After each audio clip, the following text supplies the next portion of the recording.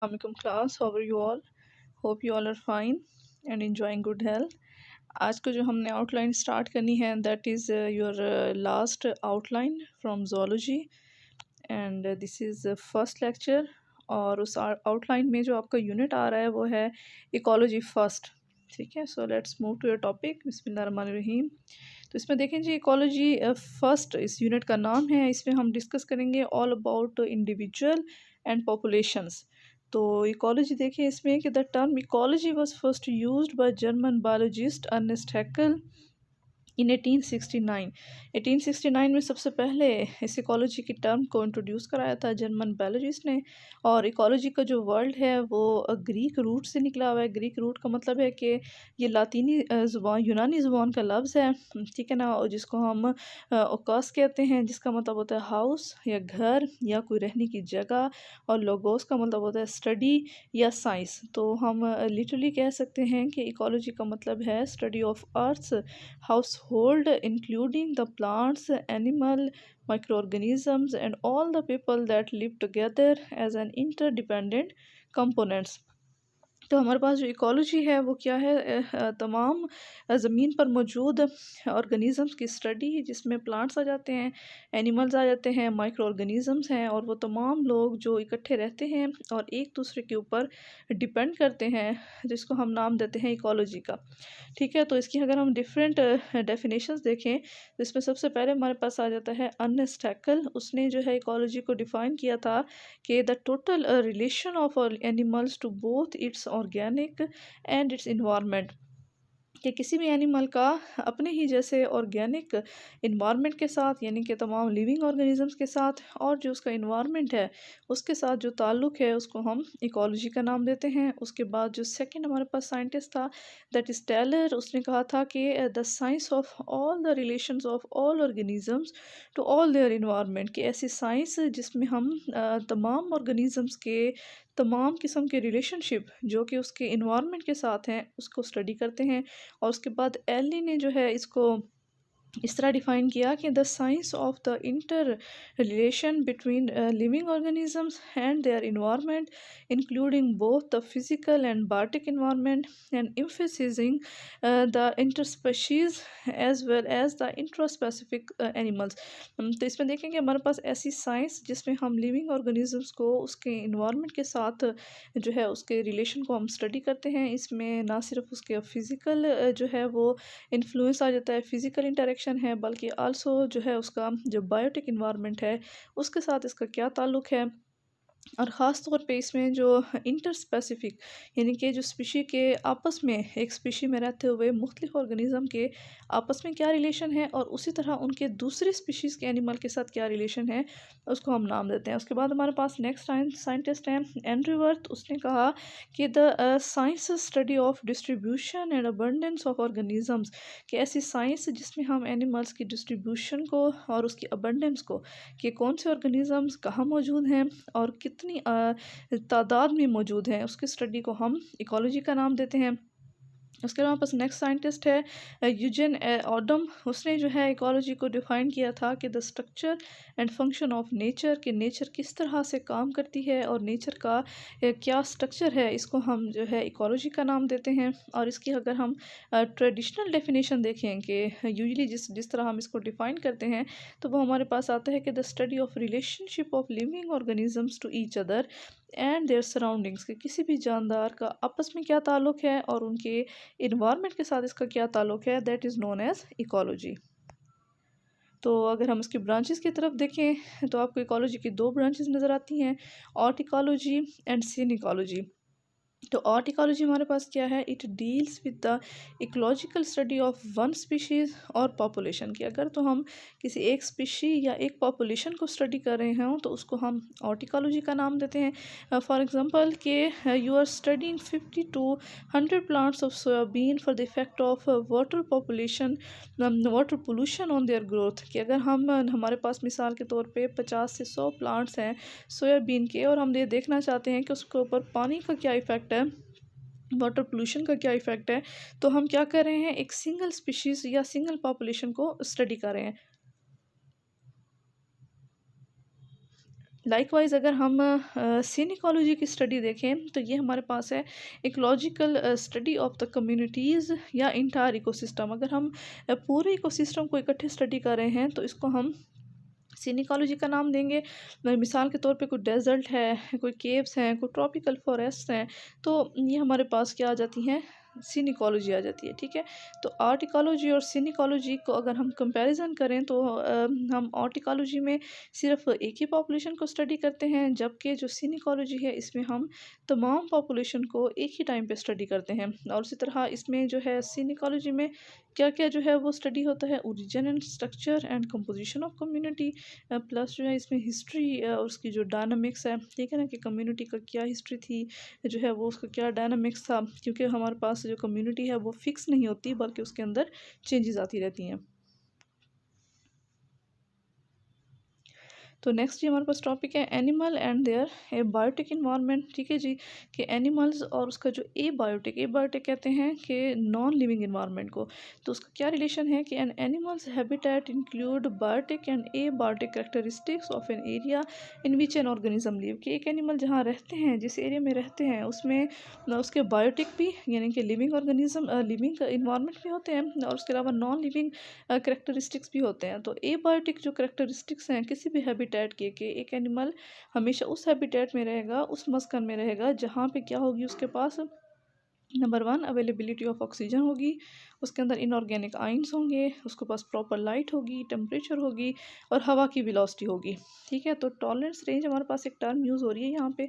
तो टॉलरेंस कहते हैं बर्दाश्त करना किसी चीज़ को। ठीक है, कि फिजियोलॉजिकल जो हमारे पास इकोलॉजिस्ट हैं वो स्टडी ए बायोटिक इन्फ्लुएंस, जिन्होंने जो है ए बायोटिक जो हमारे पास थे, जैसा कि लाइट है, टेम्परेचर है, वाटर है, उसका जो है लिविंग ऑर्गेनिज्म पे क्या इफ़ेक्ट होता है। जब उन्होंने इस चीज़ को स्टडी किया तो उन्होंने ये देखा that animals live with in certain range of values, के हर एनिमल जो है इन तमाम एबायोटिक फैक्टर की एक ख़ास जो रेंज है उसको बर्दाश्त कर सकता है, उससे कम या उससे ज़्यादा नहीं। तो इसकी हम टॉलरेंस रेंज इसको कहते हैं। तो रेंज ऑफ ऑप्टिमम क्या होती है कि a certain range of values with in the tolerance range is called range of optimum. ठीक है, कि वो ख़ास रेंज के मिनिमम टू मैक्सिमम जो रेंज है किसी भी टेम्परेचर की या किसी भी लाइट की, जिसको एक ऑर्गेनिज्म बर्दाश्त कर सके, उसको हम रेंज ऑफ ऑप्टिमम कहते हैं। इसकी मैं आपको एग्जांपल इस तरह दे सकती हूँ, जैसे ह्यूमन टेम्परेचर है वो 37 होता है ऑप्टिमम, लेकिन हम जो है 36 टू 38 तक भी हमारा जो टेम्परेचर है वो वेरिएट कर सकता है। सही है, तो ये हमारे पास जो 36 टू 38 की जो रेंज है टेम्परेचर की, इसको हम ऑप्टिमम रेंज का नाम दे सकते हैं। तो नेक्स्ट हमारे पास है जी लिमिटिंग फैक्टर।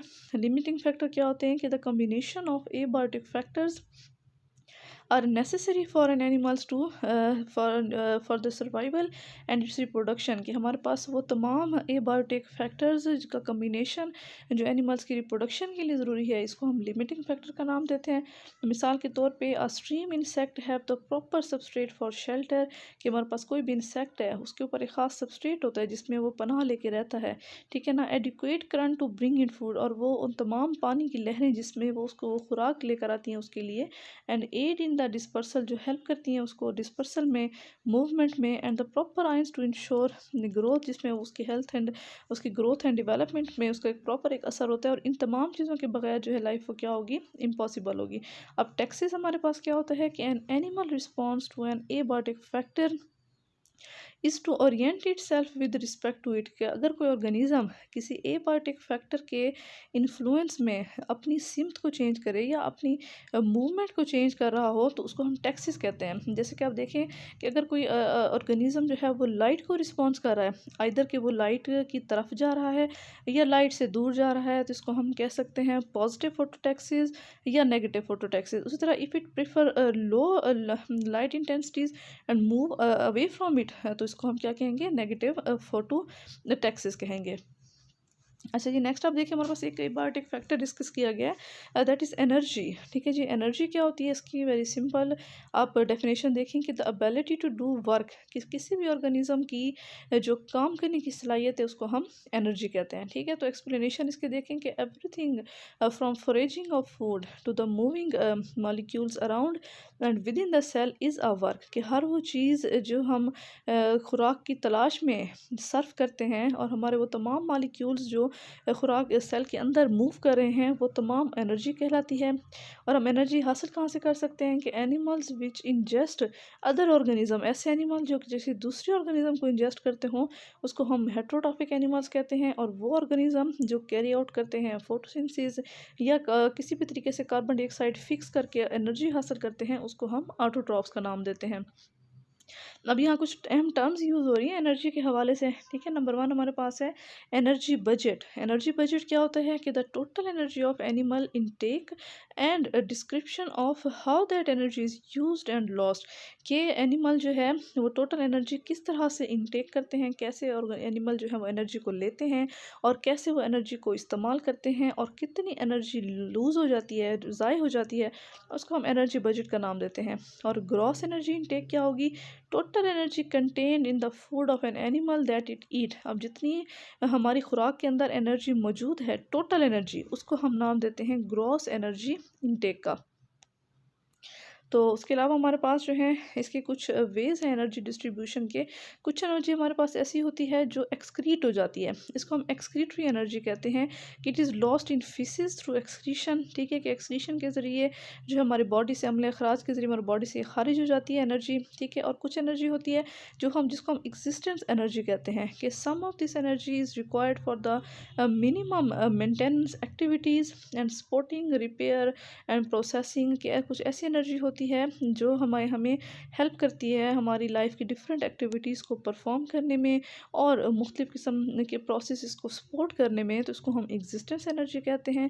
और थर्ड इसमें एक टर्म यूज़ होती है प्रोडक्टिव एनर्जी की, the energy left after existence and excretive function की। हमारे अंदर जो एनर्जी थी उसमें से एनर्जी एक्सक्रीट भी हो गई, हमने इस्तेमाल भी कर ली, फिर भी जो एनर्जी हमारी बॉडी में रह जाएगी वो इस्तेमाल होगी ग्रोथ के लिए, मेटिंग के लिए यानी कि रिप्रोडक्शन के लिए, ठीक है, नेस्टिंग, घर बनाने के लिए या यंग वन की केयरिंग के लिए, जिसको हम नाम देते हैं प्रोडक्टिव एनर्जी का। अच्छा जी, नेक्स्ट हम इसमें दूसरा फैक्टर देख लेते हैं, abiotic factor, that is temperature. तो टेम्परेचर हमारे पास क्या होता है कि an animal spend a part of its energy in regulating its body temperature. कि हम बहुत सारी अपनी एनर्जी जो है अपनी बॉडी के टेम्परेचर को रेगुलेट करने में इस्तेमाल करते हैं। So the temperature influences the rate of chemical reaction in animal cell. तो टेम्परेचर हमेशा असरअंदाज करता है एनिमल के सेल्स के ऊपर। And it also affect the overall activities, हमारी ओवरऑल एक्टिविटीज़ हैं जो एनिमल्स में, वो भी इसी टेम्परेचर पे उसको बहुत बड़ा हाथ होता है। और there is inequality between heat loss and heat gain. हम जितने हीट जो है वो गेन करते हैं और जितनी हीट हम लॉस करते हैं इसमें बड़ा डिफरेंस होता है, ठीक है। तो इसमें देखें लॉस कैसे होती है हमारी बॉडी से हीट, कि इंफ्रारेड एंड हीट रेडिएशन, ठीक है। कि हमारी बॉडी से इंफ्रारेड की शक्ल में या हीट रेडिएशंस की शक्ल में जो है हीट लॉस हो जाती है, या जो है कन्वेक्शन के ज़रिए, कन्वेक्शन कहते हैं जब हीट जो है वो मॉलिक्यूल्स की फॉर्म में वन बाय वन बॉडी से रिलीज़ हो या इवेपोरेट हो जाए, बुखारात बन के उड़ जाए, ठीक है। उसी तरह गेन ऑफ हीट कैसे होती है, हम गेन कैसे करते हैं हीट को? एक तो सबसे पहला इसका सोर्स है सोलर रेडिएशन, ठीक है। हम सूरज से जो है वो एनर्जी को हासिल करते हैं। उसके अलावा इंफ्रारेड एंड हीट रेडिएशंस की कुछ हमारे पास इंफ्रारेड और हीट रेडिएशंस होती हैं हमारे इन्वायरमेंट में, मुख्तलिफ ऑब्जेक्ट्स में, वो हमारी बॉडी में जज्ब हो जाती हैं। उसके अलावा इनसफिशेंट मेटाबॉलिक एक्टिविटीज़, ठीक है। तो कुछ ऐसी जो है हमारे पास मेटाबॉलिक एक्टिविटीज़ होती हैं जो किसी हद तक हमारे लिए हीट जनरेट करती हैं ड्यूरिंग सेलुलर फंक्शन में। तो थर्मोरेगुलेशन अब क्या हुआ कि the maintenance of the body temperature with in tolerable range in an organism, के किसी भी ऑर्गेनिज्म की बॉडी में काबिल बर्दाश्त जो एक रेंज है बॉडी टेम्परेचर की उसको मेंटेन रखना, इस अमल को हम थर्मोरेगुलेशन कहते हैं। तो इसके लिए हैबिटेट की रिक्वायरमेंट्स होती हैं। एंड दीज रिक्वायरमेंट्स उसके लिए किस चीज़ की ज़रूरत है? फूड की ज़रूरत है, वाटर की ज़रूरत है, शेल्टर की ज़रूरत है, ठीक है। उसके अलावा जो हमारे पास डिफरेंट ऑर्गेनिजम्स होती हैं उनके अंदर डिफरेंट मैकेनिज़म्स होते हैं। मिसाल के तौर पे कभी शॉर्टेज ऑफ फूड हो जाती है, ना कभी एनिमल जो है वो फीड नहीं कर रहे होते अदर रीज़न की वजह से, तो इसलिए हमारे अंदर जो मेटाबॉलिक एक्टिविटीज़ हैं वो क्या हो जाती हैं, डिक्रीज़ हो जाती हैं। अच्छा जी, अब हमारे पास नेक्स्ट है method of decreasing metabolic activities. वो क्या कौन से कुछ ऐसे प्रोसेस हैं जिससे ऑटोमेटिकली हमारी बॉडी के अंदर जो मेटाबॉलिज्म है वो क्या हो जाता है, कम हो जाता है किसी वजह से, या हमारी बॉडी में जो केमिकल रिएक्शंस हो जाते हैं वो डिक्रीज़ हो जाते हैं, ठीक है। तो इसमें देखें हमारे पास एक इंपॉर्टेंट टर्म है टॉर्पोर, ठीक है ना। टॉर्पोर हमारे पास क्या होती है कि the daily time of decreased metabolism and lower body temperature इस कॉल्ड टॉर्पोर के रोज़ाना की बेसिस पर कुछ ऐसे एनिमल्स हैं जो क्या करते हैं अपनी बॉडी के अंदर मेटाबॉलिज्म को कम कर लेते हैं और अपनी बॉडी टेम्परेचर को भी ऑटोमेटिकली वो कम कर देते हैं, ठीक है। इसको टॉर्पोर कहते हैं। ये किन में होती है, बैट्स में होती है, चमगादड़ में होती है, हमिंग बर्ड्स में होती है, कुछ एनिमल्स में होती हैं। ऐसा क्यों होता है कि they must feed almost constantly, कि तकरीबन कॉन्स्टेंटली वो फीड करते रहते हैं when they are active torpor. और जो है but these animals allowed to survive period when they are not feeding, ठीक है। कि जबकि उन एनिमल्स को जब खुराक मुहैया नहीं होती तो उस वक्त वो किस कंडीशन में चले जाते हैं, टॉर्पोर में चले जाते हैं। दूसरे हमारे पास एक टर्म यूज़ होती है हाइबरनेशन। हाइबरनेशन क्या है, it is the time of decreased metabolism and lower body temperature during winter. ये ख़ास तौर पे सर्दियों में क्या होता है कि कुछ एनिमल्स के अंदर मेटाबॉलिज्म कम हो जाता है और वो अपने बॉडी टेम्परेचर को कम कर देते हैं। इस अमल को हम हाइबरनेशन कहते हैं। और जो ट्रू हाइबरनेशंस हैं वो तकरीबन स्मॉल एनिमल मैमल्स हैं, जैसे कि रोडेंट्स होते हैं, श्रीव्स हैं, बैट्स हैं, उनमें होती हैं। और उनका जो बॉडी टेम्परेचर है वो 36 से 20 पे ड्रॉप कर जाता है, ठीक है। उसके अलावा हमारे पास आ जाती है विंटर स्लीप। इसमें क्या होता है कि it occurs in some larger animals, ठीक है। कुछ बड़े एनिमल्स में होती है। ये क्या करते हैं, they have large energy reserve. वो अपनी बॉडी के अंदर बहुत ज़्यादा अमाउंट में एनर्जी को क्या कर लेते हैं, जज्ब कर लेते हैं, स्टोर कर लेते हैं। So these mammals use this energy reserved during period of inactivity. और जब वो सर्दियों के मौसम में इनएक्टिव हो जाते हैं तो इसी एनर्जी को क्या कर लेते हैं, फिर यूज़ करते रहते हैं। बट इनका जो बॉडी टेम्परेचर है वो फौरी ड्रॉप तो नहीं होता, लेकिन स्लीपिंग एनिमल्स को वो जब भी किसी भी वक्त वो वेकअप भी हो सकते हैं और दोबारा से वो एक्टिव भी हो सकते हैं, ठीक है। नेक्स्ट एक टर्म हमारे पास यूज़ हुई है एस्टिवेशन। अब ये हमारे पास क्या है, the period of inactivity in animals for with standing the dry period, ठीक है ना। ड्राई पीरियड यानी कि गर्मियों के मौसम में अगर एनिमल्स के अंदर किसी किस्म की हाइबर वो हो जाए, मेटाबॉलिज्म मेटाबॉलिक रेट कम हो जाए या उनके अंदर जो है टेम्परेचर की कमी हो जाए तो इसको हम एस्टिवेशन कहते हैं। तो इसमें यूजली एनिमल्स क्या करते हैं, they enter into the borrows during dry environment, ठीक है। कि जब मौसम खुश्क होता है तो वो क्या करते हैं, अपने आप को बोरोज में डाल देते हैं, बिल में डाल देते हैं। एंड डज नॉट ईट और ड्रिंक, ना वो खाते हैं ना पीते हैं। And again energize after the moisture is resorbed और रिस्टोर्ड। तो जैसे ही हमारे पास जो है दोबारा से नमी आती है फ़िज़ा में तो ये जो है फिर से एक्टिव हो जाते हैं। इसकी मिसाल देखें एस्टिवेशन की, हमारे पास कुछ इन्वर्टिब्रेट्स हैं, कुछ रेप्टाइल्स हैं, एम्फीबियंस हैं, ये एक्टिवली जो हैं वो एस्टिवेशन शो करते हैं। नेक्स्ट देखें जो हमारे पास एक टॉपिक है water, light, soil as an abiotic factors. तो इसमें देखेंगे वाटर है सबसे पहले कि all the process of life occurs in water environment, ठीक है। हमारे सेल के लिए पानी सबसे ज़्यादा अहम है क्योंकि हमारी बॉडी में जितने भी केमिकल रिएक्शंस हो रहे हैं उनके लिए वाटर वेरी नेसेसरी है। तो जो हमारे पास वाटर है ये हमारी बॉडी से लॉस्ट भी हो जाता है और इस बॉडी की जो लॉस्ट वाटर है उसको रिप्लेस भी किया जा सकता है। दूसरे हमारे पास एक अहम चीज़ है लाइट, कि हमारे पास जो अमाउंट ऑफ लाइट है और जो लेंथ ऑफ लाइट पीरियड है वो 24 आवर में चेंज होता है। आप देखते हैं कि दिन और रात जो है वो 24 घंटों में तब्दील होते रहते हैं। उसके अलावा कुछ इसमें सीजनल चेंजेस भी आती हैं, जैसे कि गर्मियों में बहुत ज़्यादा लाइट होती है, तपिश होती है, सर्दियों में कम होती है। So light set the timing for many activities. तो हम क्या करते हैं कि हम बहुत सारे एनिमल्स हैं जिनकी ऊपर लाइट का बड़ा इन्फ्लुएंस है रिप्रोडक्शन में, उनकी माइग्रेशन में। और सॉइल की अगर हम बात करें तो geology and soil after often directly and indirectly affect organism, ठीक है। कि हमारी जो ज़मीन है, हमारी जो अर्थ है, सॉइल है, वो ऑर्गेनिज्म को किसी ना किसी तरह से ज़रूर इन्फ्लुएंस करती रहती है। So the characteristics of soil क्या हो सकते हैं, उसका टेक्सचर है, टेक्सचर कहते हैं उसकी साख्त कैसी है, ठीक है ना। उसका उसके अंदर कितनी अमाउंट है ऑर्गेनिक मैटर की, वो कितनी फर्टाइल है, ठीक है ना, कितनी जरखेज़ है, उसकी वाटर होल्डिंग एबिलिटी कितनी है, कितना पानी वो जज्ब कर सकती है। ये करेक्टरिस्टिक्स भी जो है प्लांट्स को और एनिमल्स जो उन प्लांट्स पे फीड करते हैं दोनों को इफ़ेक्ट करते हैं। अच्छा जी, नेक्स्ट हमारे पास आ जाता है डिफाइन पॉपुलेशन और उसकी जो 3 सर्वाइवरशिप का बताएं, ठीक है। Very interesting topic. तो पॉपुलेशन हमारे पास क्या है, it is a group of individuals of same species that occupy given area at same time, के वो तमाम इंडिविजुअल्स का ग्रुप जो एक ही एरिया में रह रहे हों उसको हम पॉपुलेशन का नाम देते हैं। तो पॉपुलेशन ग्रोथ क्या होती है, total number of increase in organisms occupying a certain area, एक ख़ास एरिया में रहते हुए ऑर्गेनिजम्स के अंदर जितना इंक्रीज़ हो रहा है उनकी तादाद जैसे जैसे जैसे बढ़ रही है उसको हम पॉपुलेशन ग्रोथ कहते हैं, ठीक है। तो जो एक एनिमल है उसके अंदर क्या आ सकता है, बर्थ हो सकती है उसकी, उसकी डेथ हो सकती है, उसकी डिस्पर्सल हो सकती है। डिस्पर्सल कहते हैं कि वो किसी इलाके को छोड़कर कहीं और जगह पे जा सकता है। So the animal population change over the time, ये वक्त के साथ साथ बदलती रहती है। And the death of individual is characterised by survivorship curve.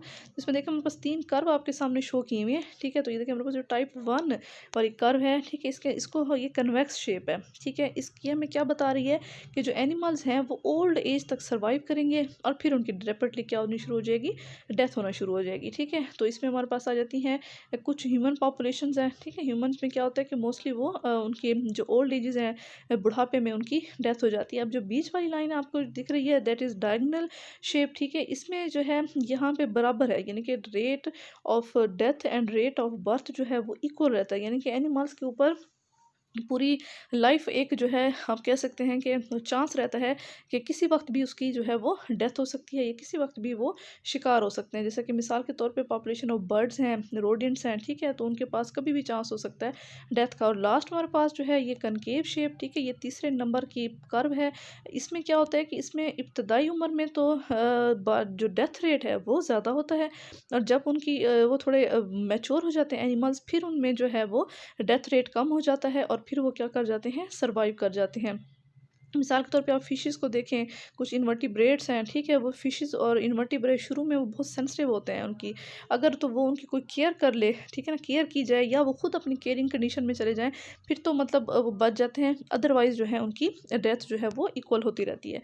तो अब इसमें 2 किस्म की पॉपुलेशन ग्रोथ है। एक को हम कहते हैं एक्सपोनेंशियल पॉपुलेशन ग्रोथ, के द इंक्रीज ऑफ पॉपुलेशन बस same ratio per unit time, की एक ख़ास वक्त में अगर एक पॉपुलेशन जो है वो बराबर इंक्रीज़ हो रही है तो इसको हम एक्सपोनेंशियल कहेंगे। सो डिफरेंट पॉपुलेशन है डिफरेंट पोटेंशियल, मुख्तलिफ पॉपुलेशन जो है वो उनका मुख्तलिफ पोटेंशियल होता है अपने नंबर्स को इंक्रीज़ करने का।